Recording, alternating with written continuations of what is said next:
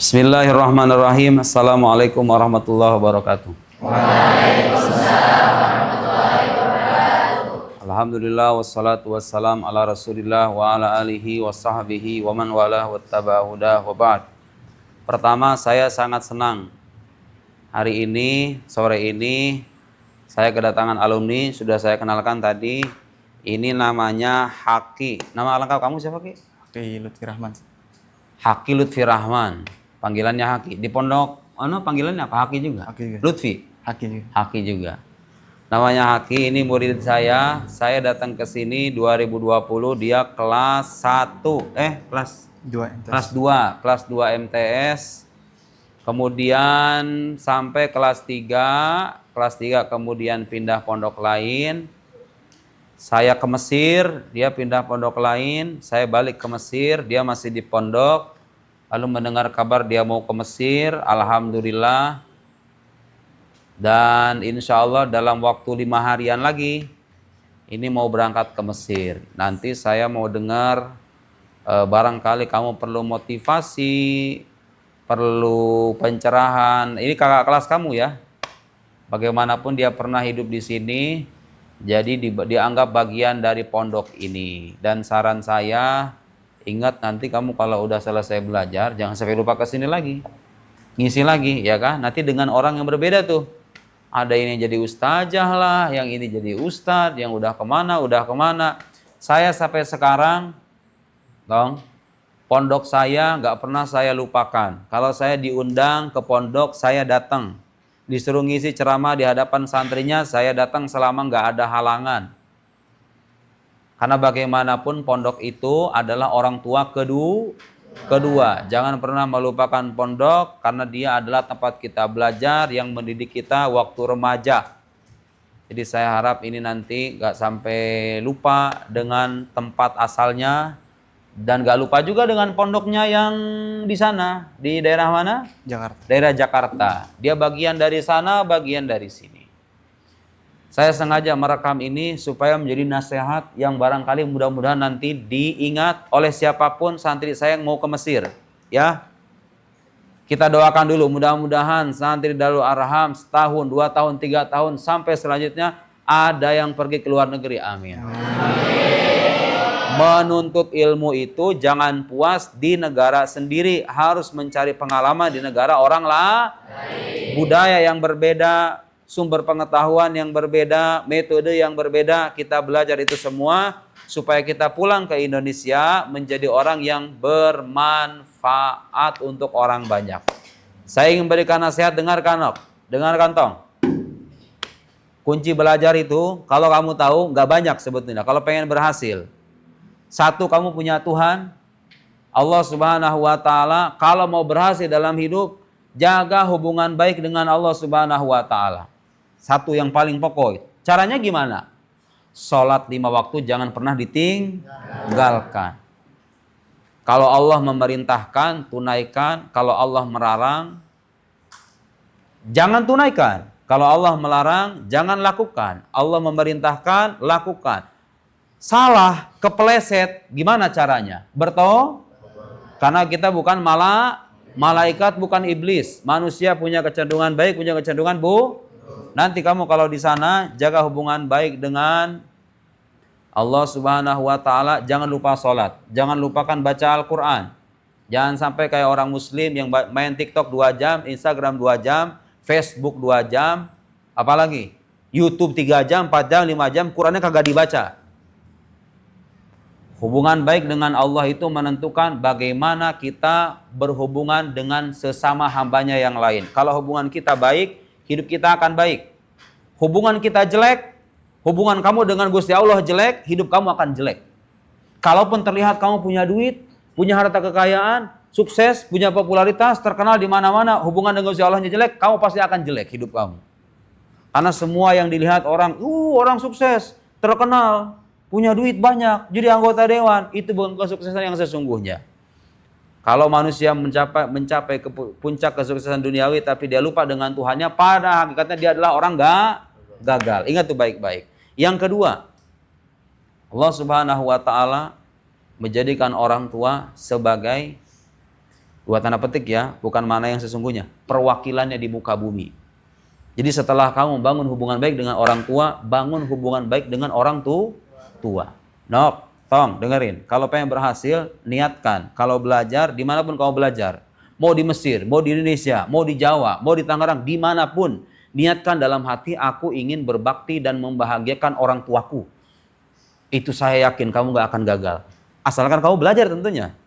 Ya, bukan berarti sholat ditunaikan, hubungan baik dengan orang tua, tapi kamunya malas, ya sama aja bohong. Udah jelas itu mah, belajar sungguh-sungguh udah jelas. Saya memberikan nasihat dan panduan supaya kamu ingat bahwa orang berhasil itu nggak selamanya ditentukan dengan usaha, tapi juga hubungan baik dengan Allah Subhanahu wa taala dan orang tua. Minta doa orang tua, mau ujian. Selesai ujian, mau ngapain? Tergoda kamu sama perempuan, tanya sama orang tua. Orang tua nggak merestui, jangan paksa. Ya. Godaan di Mesir, hidup di Mesir itu yang paling banyak membuat mahasiswa berguguran dan nggak tuntas belajar, seperti yang pernah saya bilang, ada dua. Satu duit, kedua lawan jenis. Kalau bagi laki-laki bagi perempuan laki-laki. Kamu sukses, tidak tergoda dengan dua godaan itu, insya Allah kalau kamu belajarnya benar, kamu akan berhasil. Kepleset dua-duanya, main cewek, main duit, ya sudahlah, pulang dengan penyesalan. Milih sekarang, mau pulang dengan keberhasilan dan sesuatu yang membahagiakan kedua orang tua atau membuat mereka menyesal selama-lamanya. Kalau mau nggak menyesal, caranya belajar, waktunya kuliah, waktunya liburan, ya liburan seperlunya, waktunya belajar, proporsional. Manusia nggak selamanya nyaman dengan menuntut ilmu, dengan ibadah. Ada saatnya kita perlu hiburan. Wajar, kita bukan malaikat yang sepanjang hari, sepanjang waktu ibadah kepada Allah. Ada kalanya kita perlu hiburan. Itu dua godaan. Jadi kalau kamu nanti dapat kesempatan untuk berbisnis, nyari duit, sementara orang tua kamu masih cukup memberikan kiriman, jangan pernah mau. Karena orang kalau sudah tergoda dengan uang, enak nih dapat uang, apa yang terjadi coba? Semangat belajarnya menurun. Kadang-kadang kalau udah tergoda sama uang, apa yang terjadi? Terlena, perlahan-lahan, ini gampang nih, ditunda dulu, ini sayang nih kalau dilewatkan. Sayang, awalnya begitu mikirnya. Aku ingin mandiri dari orang tua. Enggak, salah. Kalau orang tua kamu memenuhi keinginan kamu, dibiayain sama orang tua kamu gak usah nyari-nyari yang lain-lain lagi. Hidup sederhana, terima kiriman orang tua, tapi niatkan. Di sana kamu belajar benar-benar supaya nanti membahagiakan orang tua. Jangan kebalikannya, ya. Udah dikasih biaya sama orang tua, datang ke sana malah kelayaban ke sana kemari, nyari uang ke sana kemari. Disuruh sama Gusti Allah nyari ilmu, yang dicari sama dia adalah duit. Kira-kira itu benar apa salah? Salah. Tergoda oleh perempuan, gimana caranya? Salat istikharah, minta petunjuk sama Allah, minta petunjuk sama orang tua. Kalau kata Allah Subhanahu wa taala atau dia memberikan jalan kemudahan, orang tua merestui, kamu udah selesai belajar, nikah. Gak jadi masalah. Tapi kalau orang tua belum merestui, orang tua gak seret, pas istikharah, setiap kali kamu ingin melangkah, kamu dapat kesusahan, seolah-olah pintu ditutup, itu tandanya kamu belum saatnya menikah. Jangan coba-coba, kecuali kalau kamu ingin menyesal. Selesai dari godaan itu, tunaikan beberapa hal ini supaya kamu berhasil belajar. Satu, belajar sama ahlinya. Harus punya guru pegangan yang menjadi tempat kita bertanya di saat kita tenggelam dalam kebingungan. Harus punya guru spiritual yang alim, yang soleh, yang dikenal kealimannya dan para ulama mengakui kealimannya. Kamu ambil dia sebagai guru, tentu nggak menafikan guru-guru yang lain. Di Al-Azhar ada banyak masyayikh atau guru-guru besar. Dan orang tahu mana yang beneran ulama, mana yang enggak. Kamu samperin yang beneran ulama itu, kamu pelajari ilmunya. Di tahun pertama, tahun kedua, cari ilmu sebanyak-banyaknya, hadiri majelis ilmu sebanyak-banyaknya. Tahun ketiga, tahun keempat, baru nanti fokus. Oh, saya sukanya ilmu ini, dalami ilmu ini. Berusaha menjadi ahli.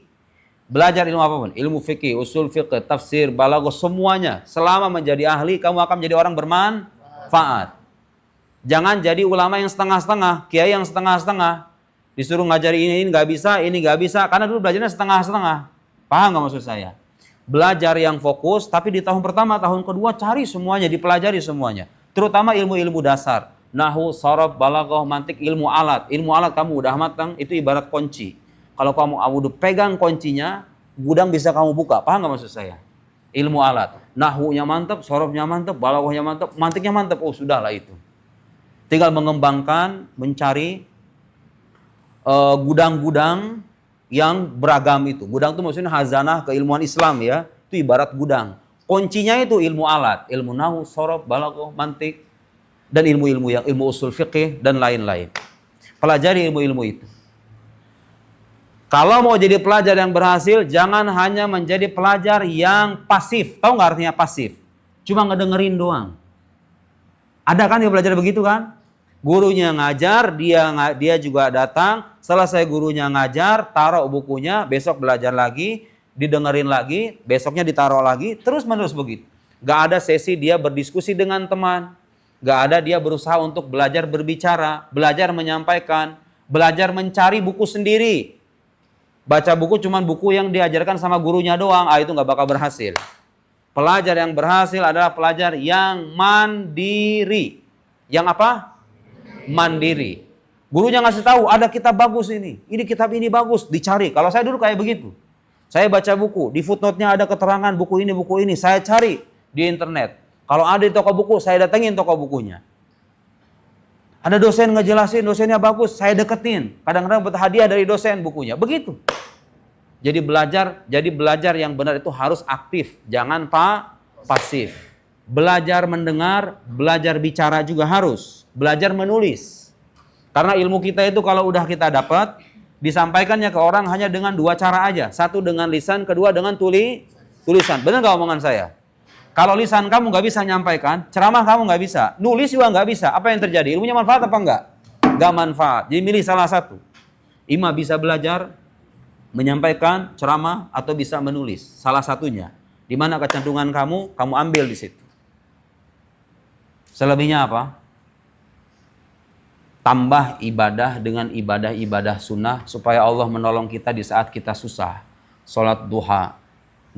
Ibu saya, alhamdulillah, semenjak saya di Mesir, ibu saya mengajari saya sholat duha. Alhamdulillah, tidak pernah ada episode dalam hidup saya mau makan, nasi nggak ada, alhamdulillah. Sholat duha. Daripada kamu kerja, botang-pating sana, capek berkeringat sana, kamu tambah ibadah, tunjukkan sama Gusti Allah, ya Allah, hamba benar-benar ingin belajar. Gak mungkin sama Allah diabaikan, ya nggak? Pasti ada rezeki, gak mungkin kamu mati kelaparan. Sholat duha. Syukur-syukur bisa tahajud. Al-Quran jangan sampai ditinggalkan, dibaca. Kalau dalam keadaan bingung, dalam keadaan galau, tanya orang tua, minta doa orang tua, tanya guru. Ada saya, ada mungkin nanti senior, dan seterusnya.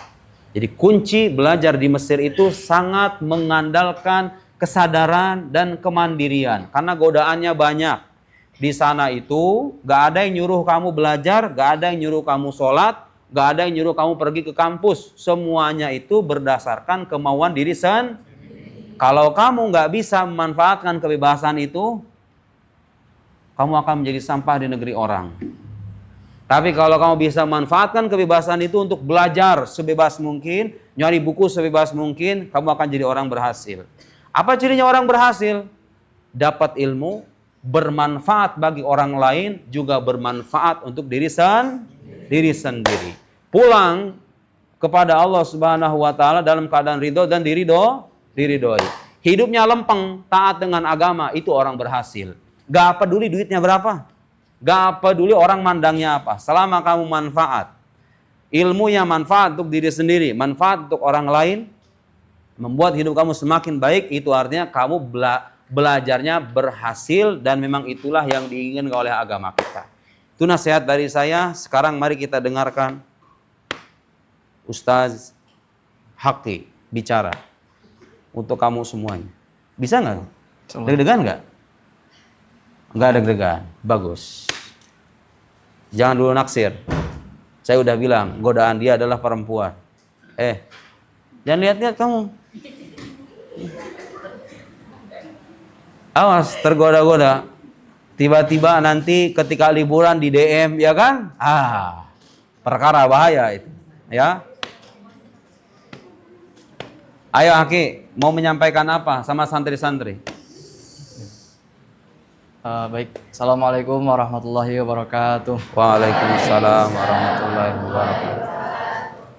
Alhamdulillahirrahmanirrahim. Wabihi nasta'in. Assalatu wassalamu ala nabiyina wal mursalin wa ala alihi wasahbihi ajma'in. Amma Ya ba'du. kencang suaranya, kamu calon-calon kiai gimana ceritanya begitu? Yang pertama-tama, marilah kita panjatkan puji syukur kehadirat Allah Subhanahu wa taala. Salawat serta salam tak lupa kita curahkan kepada baginda kita Nabi Muhammad yang terhormat Abin Al-Kiram Dr. Andes Kiai Haji Baikandi Abdul Ghani, yang terhormat yang kami hormati pula Al-Ustadz Muhammad Nuruddin LCMA beserta keluarganya. Mudah-mudahan oleh Allah dipanjangkan umurnya, amin. Dilancarkan rezekinya, amin. Dan dijauhkan dari segala macam mara bahaya, amin amin ya robbal alamin. Jadi ya,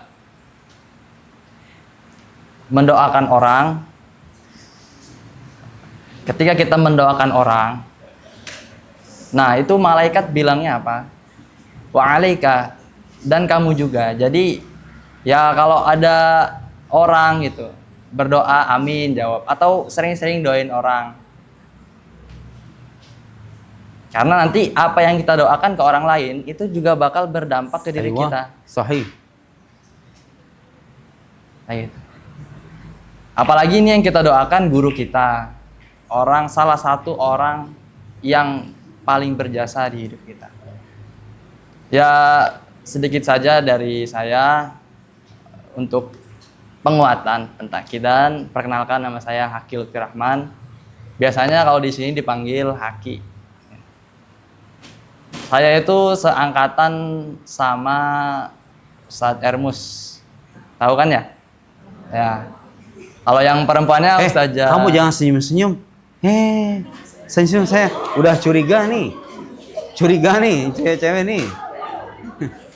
Ayo, ayo. Kalau yang banatnya, yang perempuan itu Ustazah Nur, Ustazah Dipa. Nurjannah. Ya, itu.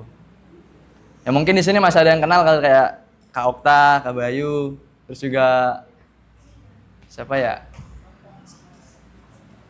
Nih, siapa? Pak Is. Nah, mungkin itu masih kenal. Coba kasih kursi buat Okta. Saya pengen dengar dia ngomong, bener. Ya, kasih kursi kehormatan, Dimas. Ambil satu kursi buat Okta. Lanjut. Ya.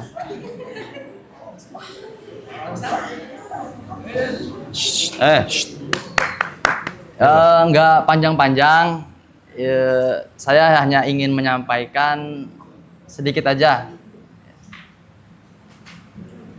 dari yang selama ini saya ambil gitu, dari setiap kejadian, pengalaman waktu saya mondok, baik di sini maupun di pondok saya di Jakarta. Jadi bukan di mana kamu belajar, tapi bagaimana kamu belajar. Aywa, hadza kalam sahih.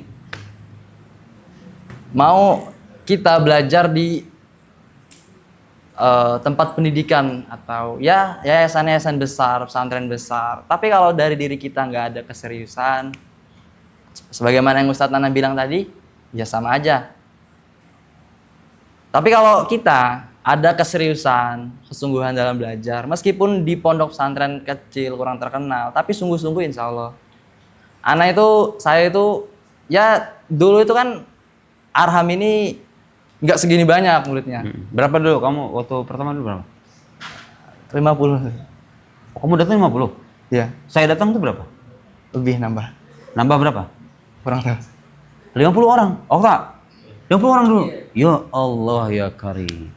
50 sekarang SDIT itu hampir 500 lebih, santrinya 200, artinya Darul Arham itu siswanya hampir 700. Kasih tepuk tangan loh.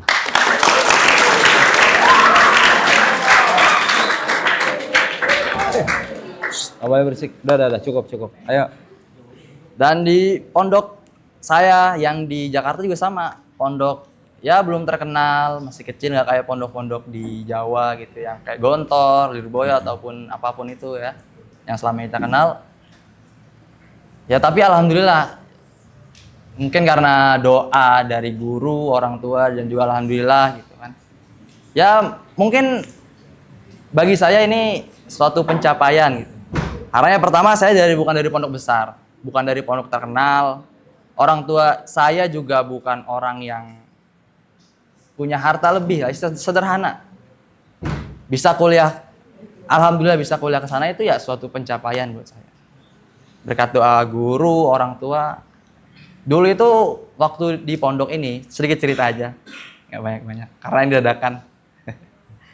Waktu di pondok tuh ya, waktu masih ngebangun, ya saya, Kak Bayu, Kak Hanif, itu bangun ikut pondok. Mungkin dari situ doa dari guru, dari Abi, alhamdulillah. Waktu di Jakarta itu, alhamdulillahnya waktu saya belajar,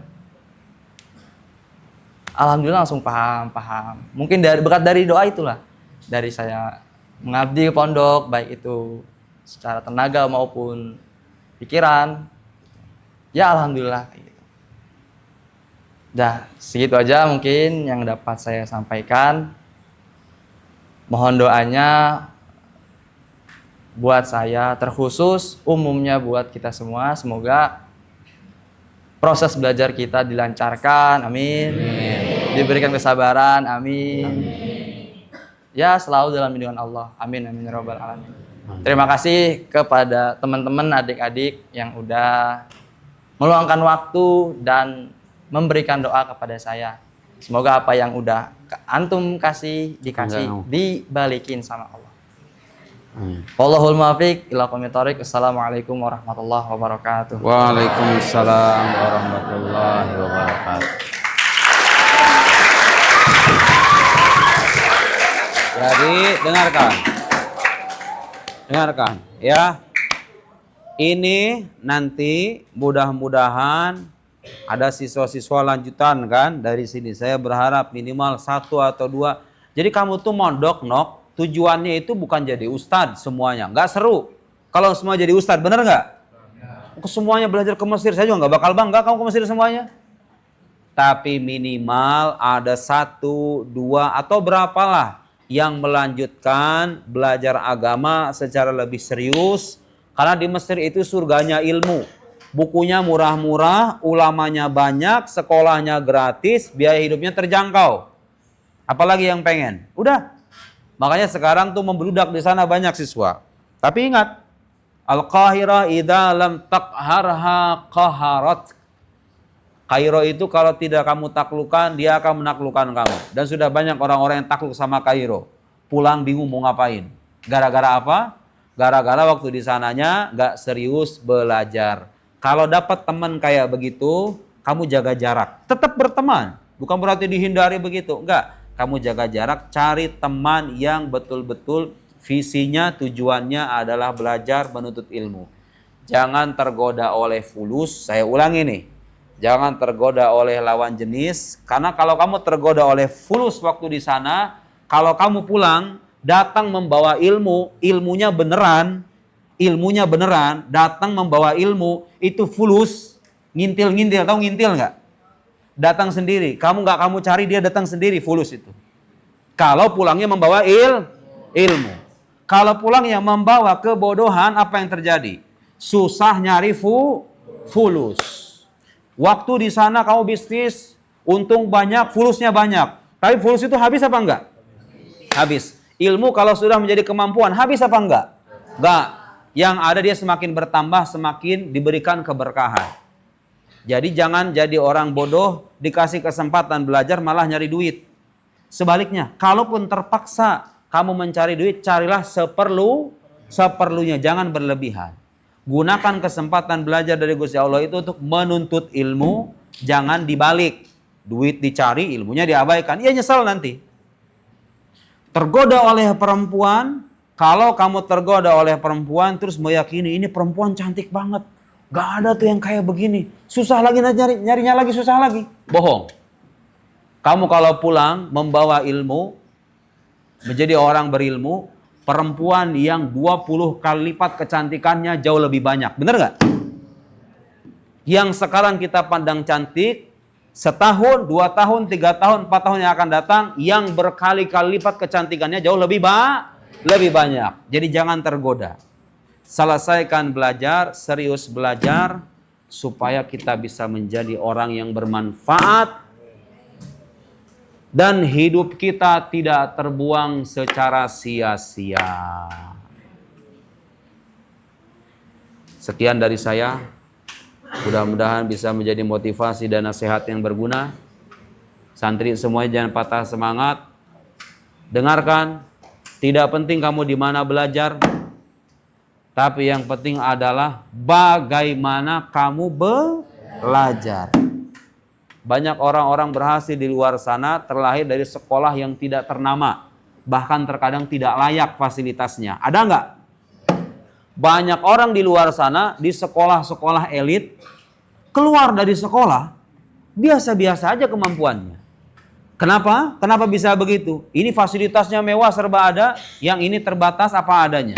Tapi hasilnya berbeda. Yang di terbatas ini jadi orang beneran, yang di sekolah mewah ini nggak jadi orang gitu loh. Apa yang membedakan? Yang membedakan apa? Cara belajar sungguh-sungguh apa enggak? Cara belajar kamu bagaimana? Jangan pernah berpatah hati, jangan pernah berkecil hati dengan pondok kamu, dengan tempat belajar kamu, dimanapun itu. Selama orang bersungguh-sungguh, maka dia akan mendapatkan man jadda wajada. Wallahu a'lam bissawab. Subhanakallahumma wa bihamdik asyhadu an la ilaha illa anta nastaghfiruka wa natubu ilaik. Sallallahu ala sayyidina Muhammad wa ala alihi wa sahbihi wasallam. Wassalamualaikum warahmatullahi wabarakatuh. Waalaikumsalam warahmatullahi wabarakatuh. Bismillahirrahmanirrahim. Al-an ana fi suhbat yani ahad talamidatina fi ma'had Daril Arham, walhamdulillah atasharraf bi qudumihi ila hadzal ma'had ismu Haqqi Lutfi Rahman, fa urid an asma minhu kayfa yulqil kalam bil lughah al arabiyyah thumma natanaqash bil lughah al arabiyyah. ايش رايكم؟ موافقين؟ مستعدين لاستماع كلامه؟ نعم انا اريد ان اسمع. انت لماذا تريد ان تذهب الى مصر؟ أريد أن أذهب إلى مصر. نعم. لأنني أرى في مصر كثيرا من متخرجه ايوه يكون علماء يعني علماء الكبير، علماء الكبير الاذكياء وهكذا. مثل مثل من؟ مثل أستاذ عبد الصمد، الشيخ عبد الصمد. نعم كما نعرف. ايوه وغير ذلك. من مثلا اذكر 2 3 ما في مشكله، ما عندكش مشكله، في كثير يعني. ممكن خريج الازهر هذا منتشر في كل العالم. نعم من؟ اذكر من؟ بروفيسور قريش شهاب. ايوه استاذ قريش شهاب هذا عالم كبير، الف كتاب تفسير المصباح 15 مجلدا. رجب الشيخ قريش شهاب الف كتابا في علم التفسير سمي بتفسير المصباح، وقف في 15 مجلد، 15 مجلد هكذا، وغيره من المؤلفات الكثيرة. صح؟ أنت قرأت مؤلفاته؟ نعم. بعضا منها. طيب وبدل ماذا تريد أن تكون في المستقبل يعني؟ طب ماذا تريد أن تكون في المستقبل؟ إيش أمنيتك يعني في الحياة؟ ده ليش كذا شعرك كذا يعني شكله غريب هكذا. الشعر يعني يلتف الى الخلف كذا هكذا. هذا شكل رائع يا استاذ. شكل رائع يعني. هو تعرف شكل رائع وماذا يقول؟ شكل رائع يعني. bagus katanya, rambut begini bagus. هذا شكل رائع. طيب واصل كذا. ماذا تريد ان تكون في المستقبل يا اخي؟ ان شاء الله في المستقبل. ايوه اسمع يا بنات، اسمع. uridu an akuna al-ulama من العلماء يعني min al-ulama عالما من العلماء ali min al-ulama أيوة wa najihan fi dunya wal akhirah insyaallah. أيوة عالم في أي فن مثلا في أي فن تريد أن تكون مفسرا متكلما فقيها أصوليا متصوفا أو هل عندك ميل خاص لعلم معين من العلوم الإسلامية؟ الآن ما عرفتش. ما عرفت الشيء يتحدث باللهجة المصرية لم يذهب إلى مصر ويتحدث باللهجة المصرية ما عرفتش ليش كده يا معلم ليش كده يا عم ما تعرفش هذه اللهجة المصرية اللهجة المصرية بس أنا أنصحك يعني لو تريد أن تكون عالما عليك أن تتقن العلوم الآلية كما قلت في المحاضرة السابقة العلوم الآلية هي العلوم ماذا أقول التي تتخذ كوسيلة لعلوم أخرى النحو والصرف والمنطق والأصول الفقه مثلا هذه العلوم الآلية لابد أن تتقنها في بداية دراستك ثم بعد ذلك تنتقل إلى علوم أخرى تقرأ في تفسير تقرأ في الفقه والأصول والمطولات في الأصول وتقرأ مثلا في التصوف والفلسفة عندك ميل إلى علم العقيدة والفلسفة؟ يعني في ميل خاص يعني لهذا العلم علوم عقلية هذه علوم مفيدة جدا علوم مفيدة جدا طيب ماذا تنصح يعني لهؤلاء أنا أريد أن أسمع منك تحدث بالعربية وتنصح هؤلاء الطلبة هؤلاء إخوان تنصح هؤلاء الطلبة باللغة العربية كيف؟ أيوة أنت تنصحهم يعني بأي نصيحة لأنه خلاص نتحدثنا باللغة العربية صح؟ والآن نريد أن نسمع منك كيف تلقي النصائح توجه النصائح والإرشادات إلى إخوانك الطلبة نعم ممكن نصيحتي سواء كما من قبل يعني نعم. ليس في أي مكان تعلم ولكن ليست المشكلة في مكان التعلم نعم ولكن كيف طريقتكم للتعلم لكن الأهم وكيف تتعلم نعم. هكذا ليس المشكلة في أين تتعلم ليست المشكلة في أين تتعلم ولكن الأهم كيف تتعلم أيوة صح؟ هذا هو قصدك؟ أيوة هل بنات أنتن فهمتن؟ ليست المشكلة في أين أنت تتعلم أين تتعلمين أنت لا ليست المشكلة لكن أهم شيء هو أن تجتهد في التعلم وتجتهد في التحصيل المقصود بي أنت فهمت شيئا؟ طيب ترجم لإخوانك ترجم أيوة الكلام السابق المشكلة ليس في مكان التعلم ولكن كيف أنت تتعلم الاجتهاد بالتعلم يعني ترجم أيوة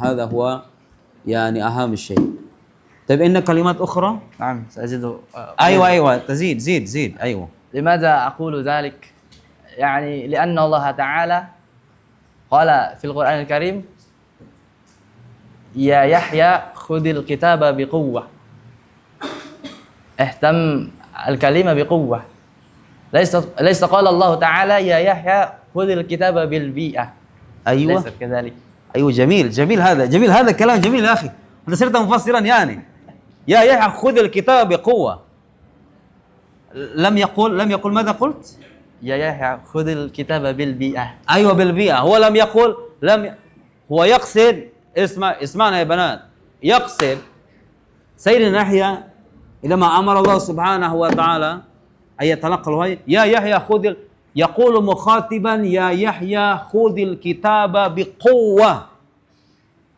مش بالمكان يعني مش بالبيئة مش بالمسهلات وبالمكيف وكل هذا يعني من الأشياء الجانبية المهم أن تجتهد بكل قوة تجتهد وتتعلم بكل قوة.